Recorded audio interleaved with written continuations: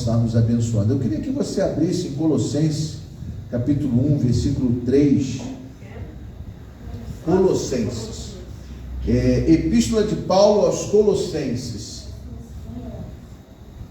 capítulo 1, versículo 3. E a gente vai ler até o versículo 10. Primeira? Não, é Colossenses.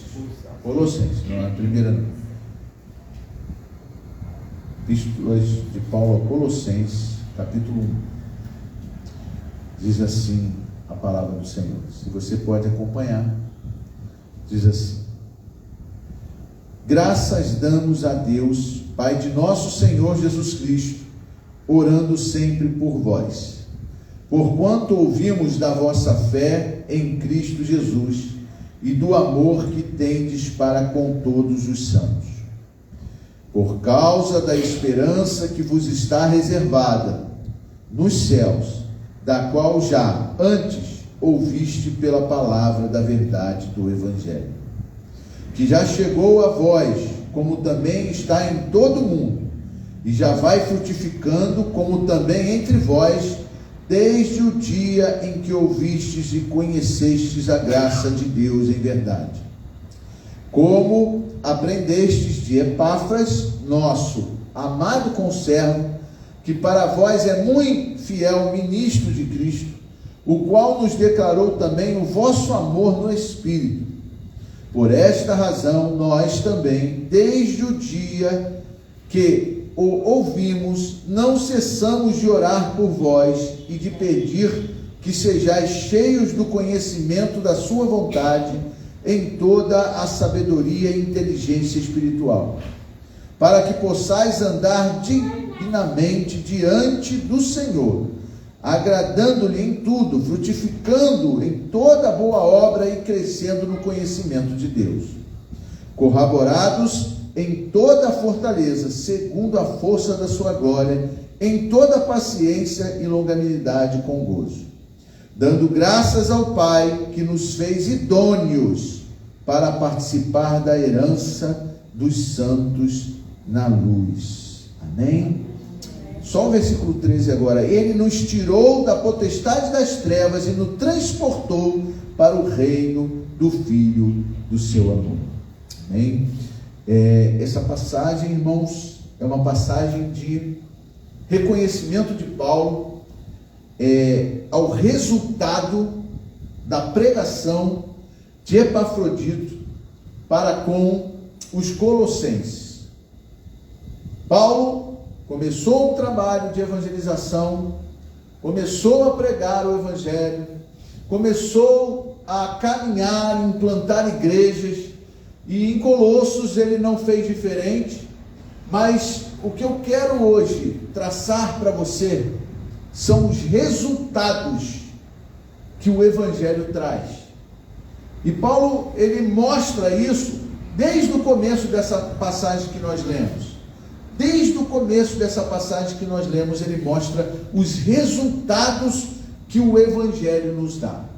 Primeiro ponto que eu queria meditar com você: qual o resultado que o evangelho tem trazido para a sua vida?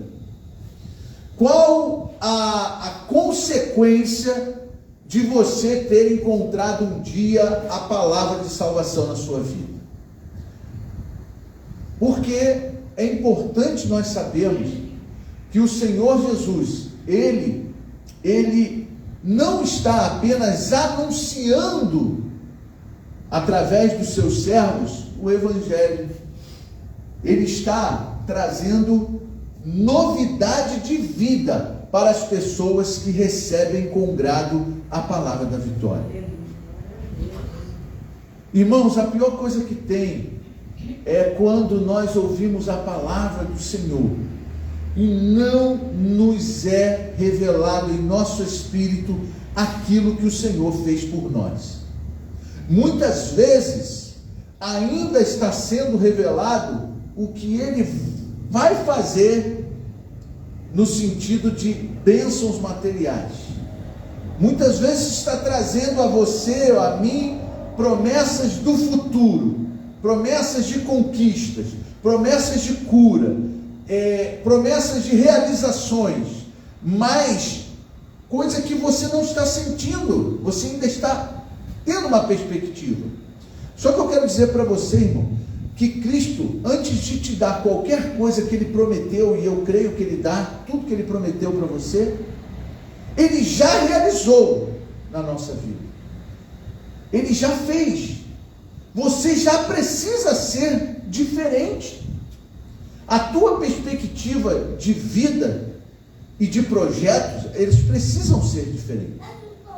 E o que Paulo está dizendo aqui, no versículo 4, que diz assim, porquanto ouvimos da vossa fé em Cristo Jesus e do amor que tendes para com todos os santos, por causa da esperança que vos está reservada onde? Nos céus. Irmão, o nosso amor por todos os santos, por todas as pessoas, ele precisa estar pautado numa esperança de que o Senhor há de nos levar para a comunhão eterna no céu. E se nós todos vamos ter uma comunhão eterna no céu com Ele e com o próximo, por que não exercitar isso hoje em nossas vidas? Por que não colocarmos esse propósito em nossas vidas? De buscarmos paz com todos e a santificação, sem a qual ninguém verá o Senhor. Por que você quer ver o Senhor nos céus? Por causa de uma promessa que Ele vai nos levar, mas não quer ter paz com todos aqui na terra. Por que as desavenças? Por que as picuinhas? E como existe isso? Mas Deus está falando, através dessa palavra, que Paulo reconheceu que aqueles homens que conheceram Jesus praticavam o amor antes de chegar no céu, praticavam o amor porque tinham a esperança de chegar no céu. Então, isso é uma mudança de vida. Agora, tem outras mudanças de vida. Tem coisas que você precisa perceber que você já tem, não que você vai ter. E que você não precisa dar nada por isso. Eu vou fazer uma relação de coisas aqui e no final eu vou falar uma que Paulo falou. Em João capítulo 3, versículo 16, ele fala sobre nós sermos filhos de Deus se crermos em Jesus Cristo. Porque Deus amou o mundo de tal maneira que deu o seu Filho unigênito, para que todo aquele que nele crê não pereça, mas tenha a vida eterna. João 3,16 não é esse. João 3,16 é... João 3,16 mas deu-lhes o poder de ser feito filhos de Deus. João 1,12. Eu fiz confusão. Poder de ser feitos filhos de Deus. Poder de não perecer. Gálatas 3,29 diz assim: nós somos herdeiros, fomos feitos herdeiros de Cristo. 2 Coríntios capítulo 5, versículo 21, nos fez justos. Efésios 2,11, nos deu vida. 1 Pedro 2,9, nos fez sacerdócio real. Romanos 8, 37 a 39, somos mais que vencedores. 1 Coríntios 6, 19, somos templos do Espírito Santo. 2 Coríntios 5, 17 diz que somos novas criaturas. Efésios capítulo 2, versículo 6, nos fez assentar nas regiões celestiais em Cristo Jesus. Romanos 12, 5, somos membros do corpo de Cristo. E Romanos 10, 9, somos salvos em Cristo Jesus. Aleluia, glória a Deus. Aleluia. Gente, isso não é para o futuro, não é para que você tenha isso, isso já é prática na tua vida. Tudo isso que eu falei aqui rápido, para não ler versículos por versículo, é algo que você precisa entender que já é prática na tua vida e que você não merece, foi dado de graça pelo sacrifício de Cristo na cruz. E aí tem uma coisa que eu queria chamar a atenção. que eu falei aqui, tem algo que Paulo falou no versículo 12 do capítulo 1 de Colossenses. Olha só: dando graças ao Pai que nos fez idôneos para participar da herança dos santos na luz. Eu tive observando o que quer dizer essa palavra idôneo. A idoneidade, ela é um resultado, presta bem atenção no que eu vou falar, ela é um resultado do passado. Ou seja, você só pode ser idôneo quando você tem um passado sem mancha. Quando alguém vai assinar um contrato de locação, quando alguém vai fechar um acordo de uma dívida, de um empréstimo, as pessoas, elas verificam o passado dessas pessoas para ver se elas são idôneas. Idôneas quer dizer capazes de arcar com aquilo que elas estão assumindo. Ser idôneo é dizer assim: eu sou capaz de fazer aquilo que eu estou querendo fazer, no sentido de compromisso. Então, ser idôneo é fazer no presente, projetar no futuro por causa do passado. Quando Deus fala que Ele nos fez idôneos, significa que Ele não só perdoou o passado, porque se Ele perdoa o passado, mas o passado nos suja, nós não podemos ser idôneos para fazer as coisas de Deus. Mas Ele não fez isso. Ele simplesmente não só perdoou o passado, mas Ele anulou o passado. E Ele não só anulou o passado, como Ele nos fez morrer para o passado e fazer-nos viver para Ele, sendo uma nova criatura. Se nós somos nova criatura, nós já não temos passado, nós já temos o quê? Nós temos apenas o presente e o futuro. Se alguém for ver o nosso passado, não vai encontrar nada que nos torne inidôneos. Não vai encontrar nada que nos torne incapazes. Porque não existe nada atrás de nós. Porque hoje, quem tem a Cristo é uma nova criatura. Vai lá no passado do Flávio. Sabe qual é o passado do Flávio? Está morto. O passado do Flávio não existe. Como é que, se não existe, eu vou ser incapaz de assumir a herança de Deus? Esse é o primeiro ponto, irmão. Preste atenção no que Cristo fez para você e por você. Daí para frente, do novo nascimento para frente, você não tem, não é uma pessoa que é suja. Você é uma pessoa lavada e remida pelo sangue de Jesus. Você não tem passado e você tem presente e futuro com o Senhor Jesus. E sabe o que isso te faz? Idôneo, capaz perante todos aqueles que te acusam, todos aqueles que tentam impedir a tua vitória, todos aqueles que tentam fazer com que você pare de caminhar. Você é idôneo, você é capaz de cumprir aquilo que Cristo determinou para a sua vida. Louvado seja Deus. Essa palavra idôneo, ela é diferente das outras palavras.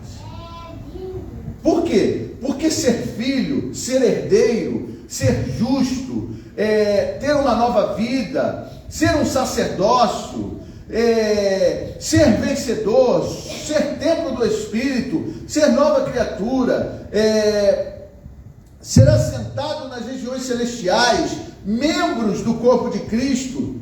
Essas coisas, irmãos, são algo que você recebeu pacificamente, que você não pode exercer, porque Cristo exerce em você tudo isso. Agora, ser idôneo é Cristo dizendo para você: faça, porque você pode. Ser idôneo é você entender que Ele te capacita para colocar aquilo em prática que Ele determinou na sua vida. Ser idôneo é você entender que Cristo quer algo a mais do que você ficar sentado esperando Ele voltar. Eu me lembro de uma vez que eu fui alugar, por isso que eu falei de aluguel. Eu fui alugar um imóvel, eu e o meu cunhado. Eu era um garotinho, devia ter uns 19 anos. Não tinha nada no meu passado que me desse virtudes para alugar um imóvel. Mas o meu cunhado, já mais velho, analista de sistema, ele falou: eu vou fazer no meu nome. Eu falei: coitado, vai ser reprovado na mesma hora. Tinha 19 anos, não tinha bens, não tinha nada. Ele não, ele já tinha casa, já tinha, né? E o dono do imóvel falou assim: olha, meu amigo, eu preciso de um fiador. Mesmo você sendo uma pessoa que mostrou que tem condições de pagar esse aluguel. E aí, sabe o que ele fez? Ele foi recorrer a um parente nosso, que era padrinho da minha irmã. E esse parente nosso tinha casas e casas, tinha lojas, tanto aqui no Brasil como em Portugal. E aí ele humildemente chegou: seu José, eu estou para alugar um negócio com o Flávio, com o Luiz, que era meu irmão, só que mesmo eu tendo condições, mostrei que eu tenho condições financeiras de arcar aluguel, eles querem um fiador. Sabe o que o meu padrinho falou para ele? Não para mim, nem para o meu irmão, falou para ele: Beto, onde eu preciso assinar como seu fiador? Onde eu preciso assinar? Porque eu te conheço e eu sei que você é idôneo. E aí ele veio, mostrou para o dono que estava alugando para o meu cunhado que existia alguém que dava fiança para o meu cunhado pagar. Se meu cunhado não pagasse, esse que tinha vários imóveis pagaria. Isso significa o quê? Que o meu cunhado foi idôneo e tinha um fiador mais idôneo do que ele para garantir. Sabe o que é isso, irmão? Isso é o Senhor Jesus dizendo para você assim: olha, vocês vão ser idôneos para todas as coisas e todos os projetos que eu colocar na vida de vocês, que seja a minha direção. E eu vou dizer mais uma coisa: vocês têm capacidade de fazer, mas mesmo que não tenham, o meu Espírito Santo vai cumprir na vida de vocês o que tem que ser feito. Esse é a assinatura de Deus na nossa vida. E muitas vezes, irmãos, a gente não entende, não compreende quem somos. E a gente fica com medo de projetos. Agora, tem que ser projetos espirituais, projetos de Deus, para Deus, por Deus, não para nossos próprios deleites. Porque o próprio escritor diz: pedis e não recebeis, porque pedis mal. Pedis para esbanjardes nos seus próprios deleites. Eu quero dizer uma coisa para você: que os projetos de Deus estejam enchendo o seu coração. Porque se os projetos de Deus estiverem enchendo os seus corações, vocês são capazes de realizar, porque vocês se tornaram idôneos. Louvado seja o nome do Senhor.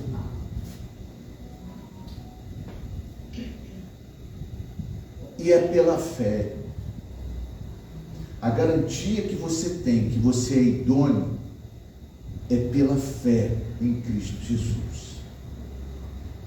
Então, nessa noite, irmãos, essa palavra idôneo, ela quer dizer capaz, ela quer dizer apto para realizar, ela quer dizer segurança para os seus projetos. Se esses seus projetos são de Deus, pode ir tranquilo, porque tem um fiador que assinou já na cruz que você é capaz, louvado seja.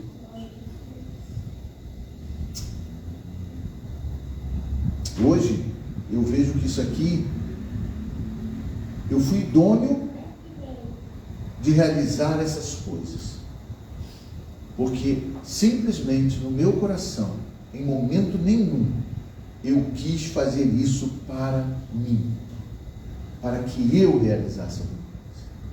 Quando tudo que a gente projetou nesses 5 anos, já estão se realizando 2, no meu coração veio qualquer temor, e veio, porque Paulo falou temores por dentro, temores por fora, tremores, desesperos até a morte.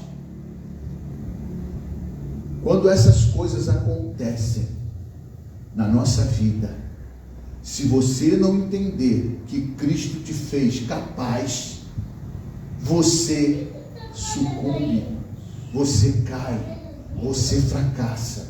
E eu já falei uma vez que o diabo, ele não quer te vencer, ele não vai te vencer, ele sabe disso, mas ele quer fazer você desistir, ele quer fazer você virar e andar para trás. Essa é a vitória do diabo. Mas o Senhor está dizendo: você é capaz de continuar. Por que eu sou capaz? Porque você é idôneo. E não é o Flávio que está falando, é a Bíblia que diz. Nos fez idôneos. E olha só para que ele nos fez idôneos, ó. Dando graças ao Pai que nos fez idôneos para participar da herança dos santos na luz. Sabe o que quer dizer isso? Ninguém pode te acusar de não ser digno de entrar no reino dos céus. Ninguém. Quem acusará contra os escolhidos do Senhor? Aleluia. É Deus, é Jesus que te faz idôneo para continuar.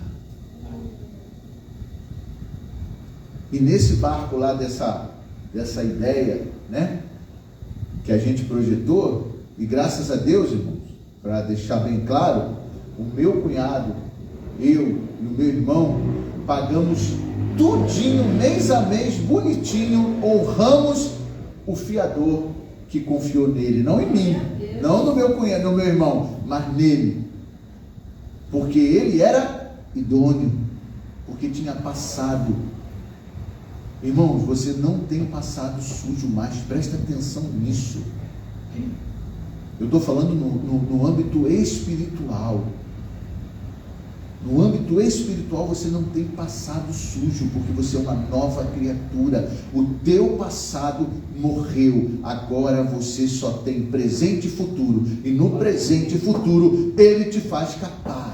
Aleluia. Vamos ficar em pé nesse momento em nome de Jesus. O Senhor te faz idôneo. Feche seus olhos um pouquinho.